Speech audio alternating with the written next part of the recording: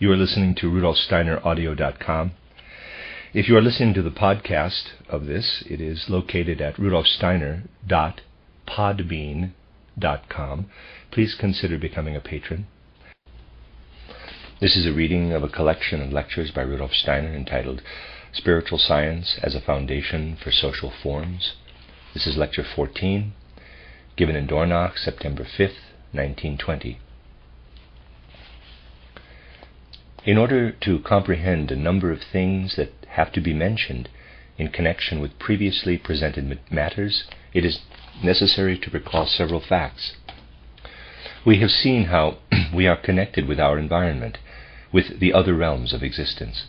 We have seen how our etheric body is directed toward the animal kingdom, the astral body toward the plant kingdom, and the ego toward the mineral kingdom.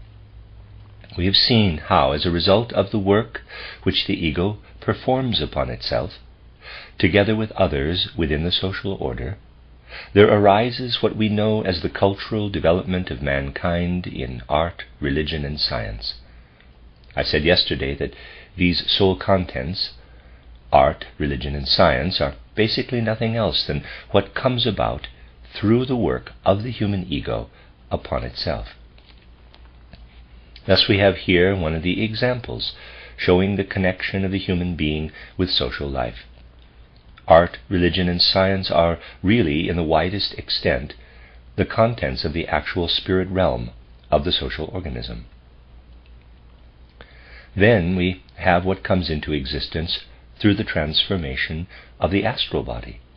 As a matter of course, this transformation must be essentially more subconscious at the present stage of human evolution than what is accomplished in the spiritual realm of art, religion, and science. And what grows out of the metamorphosis of the astral body is essentially what we have to designate as the rights sphere within the social organism. Then, even more subconsciously, we have what results from the transformation of the etheric body because of our living in union with our fellow men. All that springs from this, all that men do through the transmutation of their ether body, belongs to the economic sphere of the social organism. Here then we have the connections, the relationships of the human being to what is outside him. Yesterday, too, we saw the significance of such relationships that the human being has to the life of the social order outside him. For, as we have seen, he thus actually prepares the basic natural foundation for his next life on earth. He works, in a certain sense, at the creation of earthly existence itself. It would indeed be desirable for as many people as possible to grasp the extraordinary importance and relevance of the present moment of human evolution. It can be said that until this world historical hour, the evolution of humanity has in general rested on the providential care of the forces standing above man in the higher hierarchies. As we know, mankind achieved a certain development of the ether body during the old Indian cultural period, a certain development of the astral body during the Egypto-Chaldean time, and a development of the intellectual soul in the Greco-Latin time. Now humanity is on the point of lifting the consciousness soul from the depths of soul existence. But since the germ of what is to come must always be present in the preceding evolutionary stages, what is to be the content of the next cultural epoch, the unfolding of the spirit self, is already proclaiming itself. However, this development of the spirit self must of necessity proceed from man himself. We have passed through various earth lives. When we speak of the men of the primeval Indian time, of the ancient Persian, the Egypto-Chaldean, and the Greco-Latin times, we are in fact speaking of ourselves, for we lived under quite different conditions in those ancient times. We lived in surroundings of animal, plant, or mineral nature, prepared for us by at the instigation of our divine progenitors, who were the humanity on the moon, the sun, and Saturn, and who in the pre-stages of the earth experienced what we are experiencing today. What constitutes content upon an earlier planetary evolution remains as form for the succeeding one. We lived on what was bequeathed to us by the gods, the beings of the higher hierarchies. Now we have reached the point where the earth would dry up and wither if man in a sense did not spin out a new thread of life from himself. Just think how all this was really prepared for us. Naturally, we have a spiritual life within our social life. The people of the Occident are proud of this social life. They are proud of their art, religion, and science. Human beings must distinguish, however, between the mystery of Golgotha as a fact and the manner in which it has been heretofore understood through concepts obtained from religion, art, and science.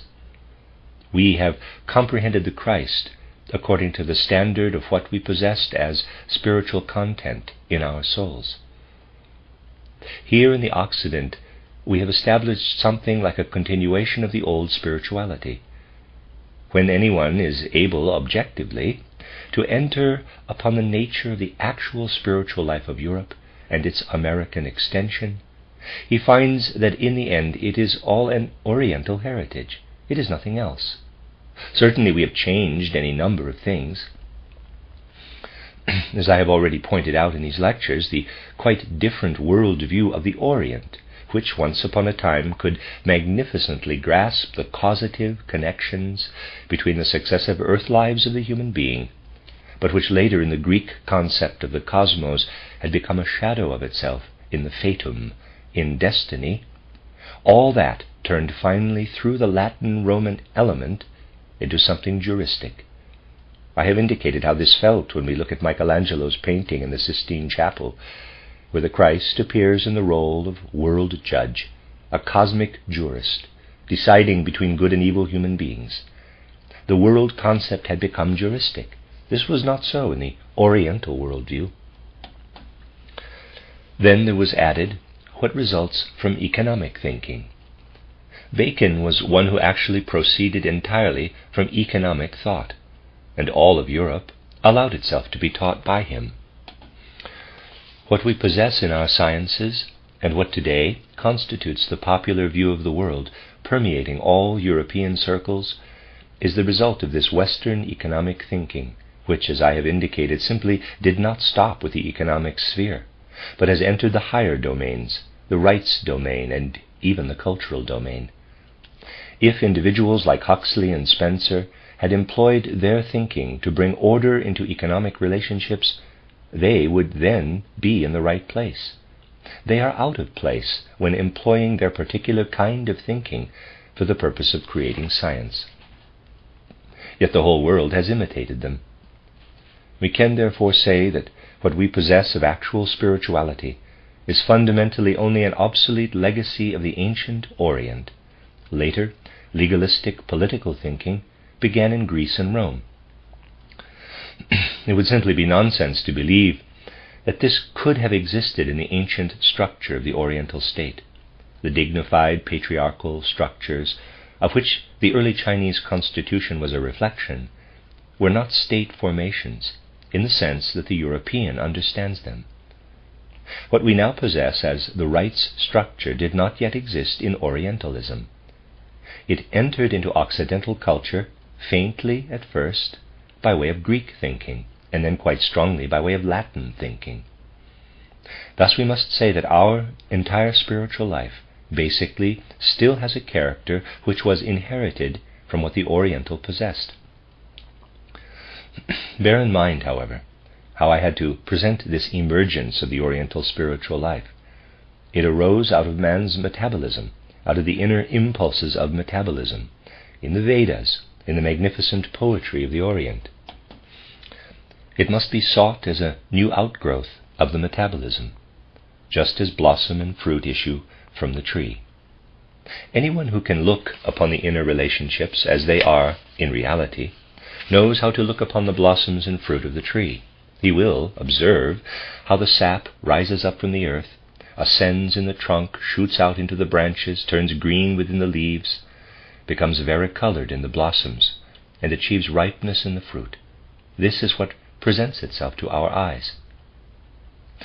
If we then note the result in our metabolic processes of what is drawn up with the substance coming from the earth and taken up into ourselves, how it is digested and burned up, how it passes over into the blood, is refined and etherized within the body, we see that it sprouts, flourishes, and ripens just like the vegetative process that turns to blossoms, fruits, and trees.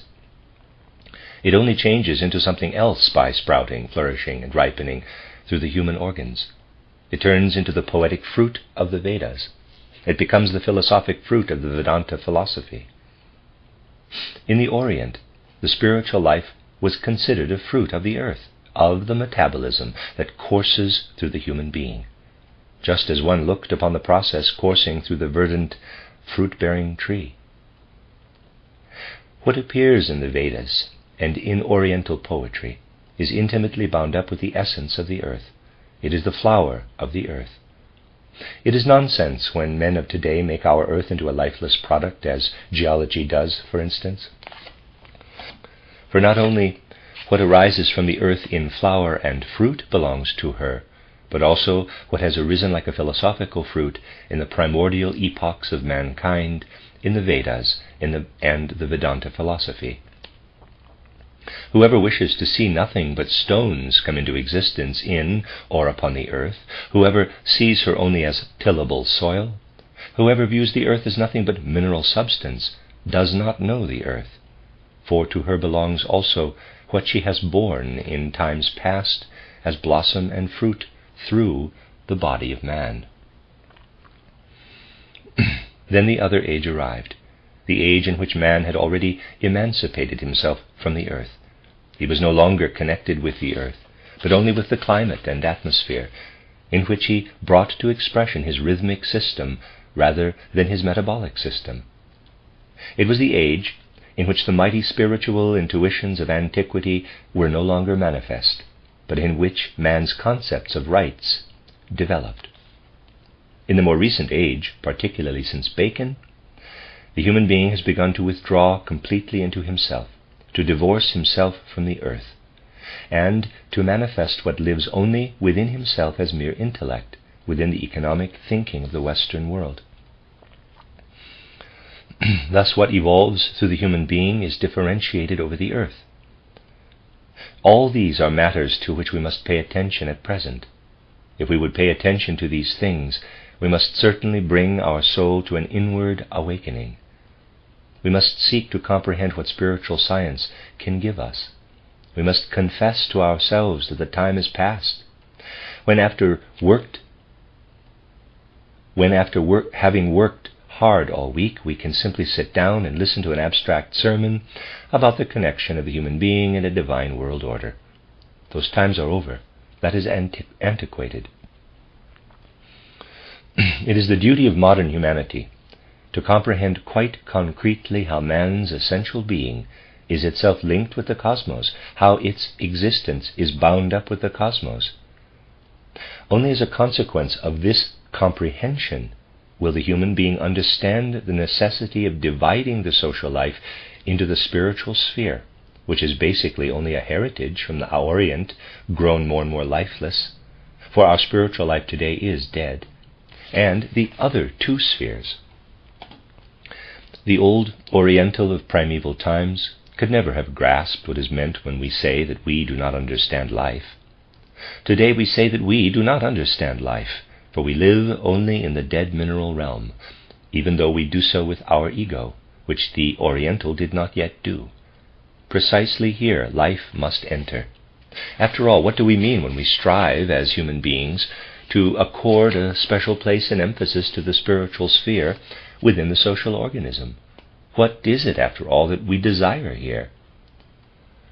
As long as the spiritual or cultural sphere is bound up with the wholly differently constituted rights or state structure, or worse, with the economic life, so long will the single human individuality be unable to contribute to the spiritual life what this spiritual life should contain.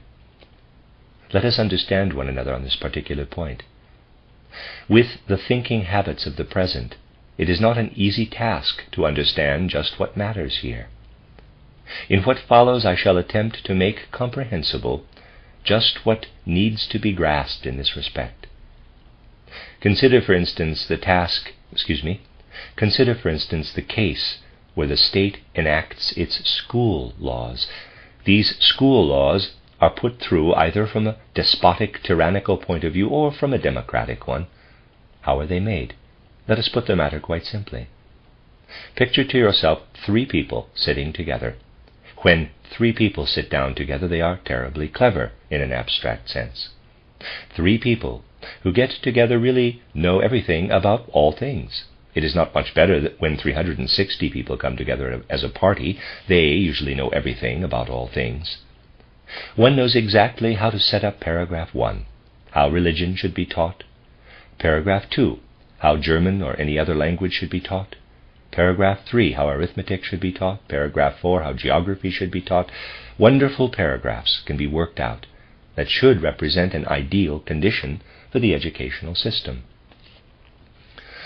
Then all this can be made into rules and regulations and then put into effect. It is quite immaterial whether it is done by 3 or 300 people. It will always be very clever, for people are very clever when they construct something in abstractions.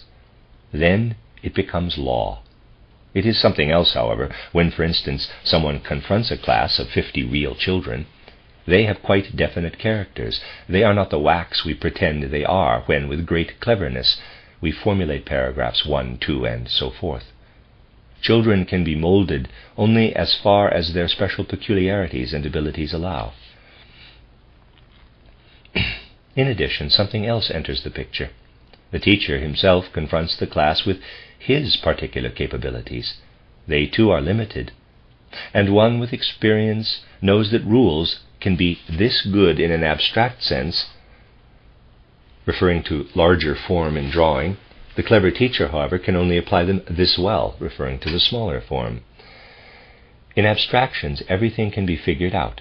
In reality, however, it is a question of dealing with reality. In the educational system that is part of the spiritual sphere, the state as such can accomplish nothing but abstractions. These can be quite wonderful and outstandingly good, but leave the state out of it. Take it out of the educational system, which is a part of the spiritual sphere.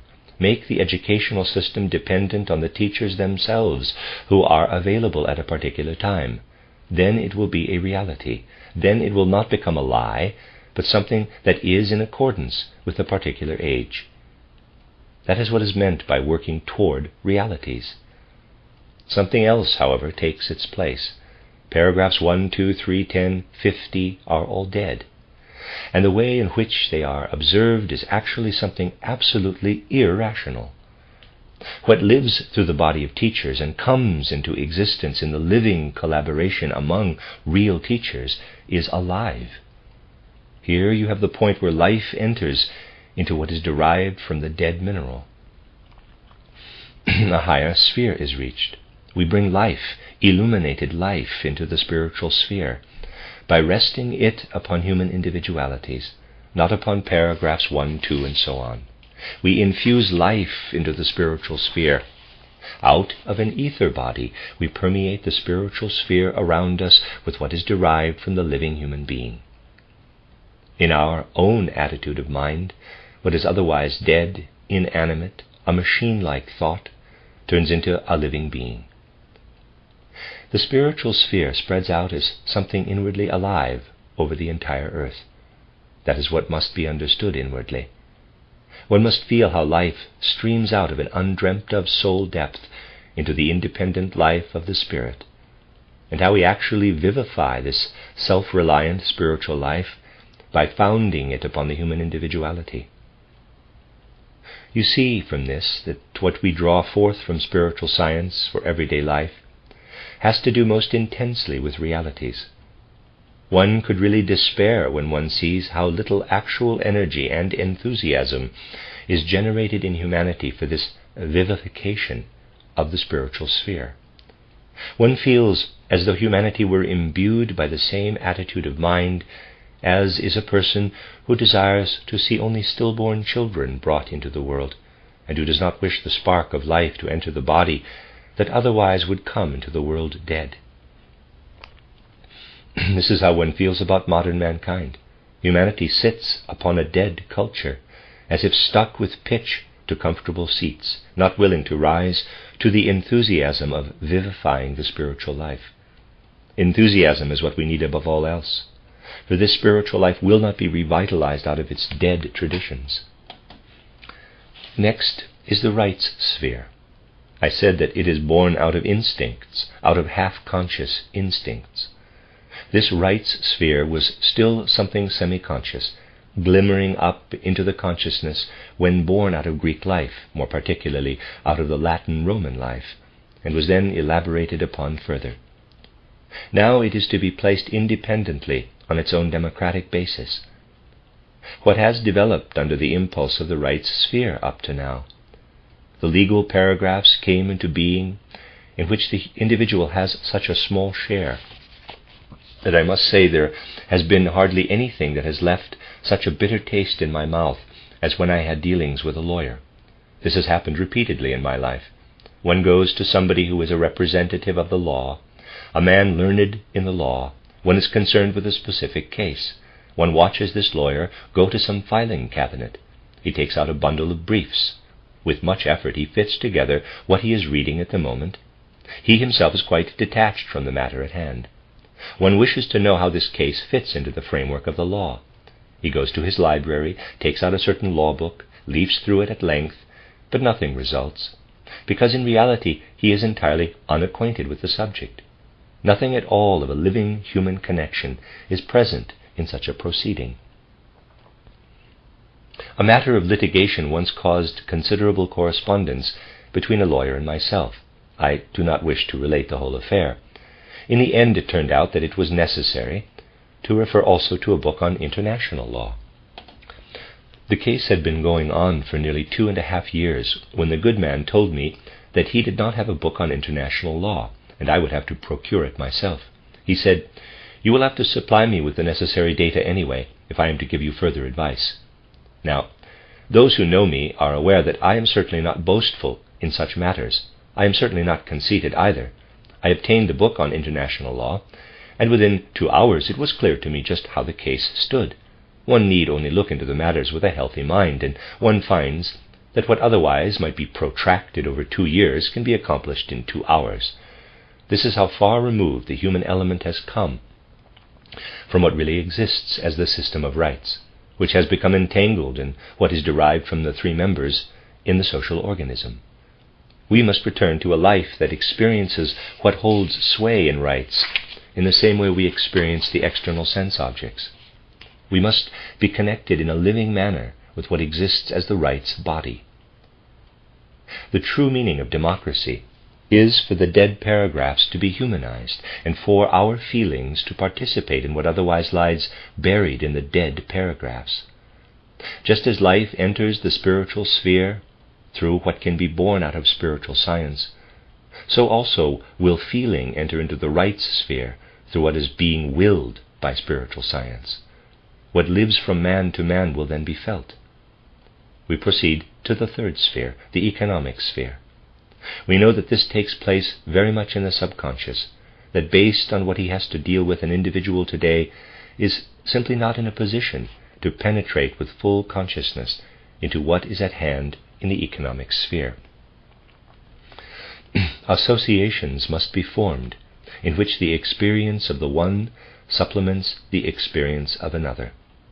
Out of associations, out of group formations, the decisions must subsequently be made. Whereas each one of us must individually create out of ourselves what is commensurate with our talents in the spiritual sphere, what is active in the economic sphere must result from a group decision. From such group judgment, governing reason will then emerge and hold sway in the economic life. Reason will reign in the economic sphere. This means that we contribute what we have evolved in ourselves as a gift from the gods. We contribute what we have evolved as our etheric element, what we have developed in regard to feeling as astral body, and what we have evolved as reason for our ego. All this we bring to the outer world. In the economic sphere we need not yet make the contribution as individuals. Therefore we do so through associations and groups. But what we have developed individually in the ego, reason, becomes something that permeates the whole economic sphere if we aim at associations in the proper manner. Hence we carry the impulses existing in our ether body out into the social order, into the spiritual life, by enlivening the spiritual life. We carry into the rights sphere what pulsates in our astral body as feeling. And we bear into the economic sphere what lives in our ego as reason. As human beings, we have attained three things in the cosmic order: etheric body, astral body, and ego. We leave the world again with the etheric body, astral body, and ego. We yield it up to the world. We fashion the world order out of ourselves. Why should it be otherwise? Among the lower animals, much is exemplified for us by the spider that spins out of herself what must come to pass. Man must indeed become a world creator, and must form out of himself what will constitute his environment in the future. We bear the future in us. I have discussed this from the most varied points of view. Of what use is all the philosophical talk about the reality of the world? We should inform ourselves about the reality of the world by looking at the realities of the future. What is to be real in the future is born today within us as ideality. Let us fashion the world so that it will be real. This must not live in us merely as theory. It must be a feeling in us, an innermost life impulse. Then we shall simultaneously have a cognitive relationship and a religious relationship to our environment. Out of this innermost impulse, art, too, will become something quite different in the future. It will turn into something that unites with immediate life. Our very existence will have to shape itself artistically. Without that, we will inevitably drift into the Philistinism of a Lenin, a Trotsky, or a Lunacharsky. It is only the spirit created by man out of himself that can save us from this morass. And if the life of rights is not to succumb to utter desolation, we must permeate it with feeling. And we must permeate the economic life with reason. There was a man who looked back at the way and means the world developed, and he said, "All that is real is rational, and all that is rational is real." He, however, looked back to what the world had become through the old gods. He did not look to the future. It was Hegel, of whom I spoke here on August 27th, his 150th birthday. Today we are at a point where the world is irrational, and where man must make it rational once more. We must realize this, and this knowledge must pass into thinking, feeling, and will. There is only one social reform. People must realize what part mankind must play in the shaping of the world order. This is what we ought to repeat to ourselves each morning and night, so that we will understand anew what nonsense it is to speak of the eternity and preservation of matter. Everything surrounding us as substance will pass away. What dwells in us as ideals will replace the vacuums brought about by the destruction of matter. The ideals that live within us for the time being will occupy the empty spaces as future reality. In this way, the human being must feel a bond with the world order. In a new way, he must experience Christ's words, "Heaven and earth will pass away, but my words will not pass away." One who understands this utterance knows that it is a genuinely Christian saying, for Christianity starts from the destructibility of matter and external energy, whereas the recent natural scientific world outlook mocks Christianity by promulgating the conservation of matter and energy. Indeed, heaven and earth, meaning all matter, will pass away and all energy cease to be. But what forms within the soul of man and dwells in the Word will be the world of the future. That is Christianity. This newly understood Christianity must eradicate the anti-Christian attitude of the modern materialistic world outlook, which fantasizes about the conservation of things transitory, matter and energy. Things have gone so far that the tenets of Christianity, namely eternity of the spirit and the avowal of the transitory nature of matter, are considered sheer insanity as compared to the firmly established phantasm of the conservation of matter and energy. It has gone so far that we lie when we still allege to be Christians, while we lend a hand to the dissemination of an anti-Christian world outlook. One who holds fast to modern natural science's basic views on matter would only be honest if he could recant Christianity. Above all, in reality, representatives of Christian confessions, ministers and pastors who make their compromises with modern natural science are inwardly quite certainly the worst enemies of Christianity. There is no other way but to begin to see these matters clearly and honestly.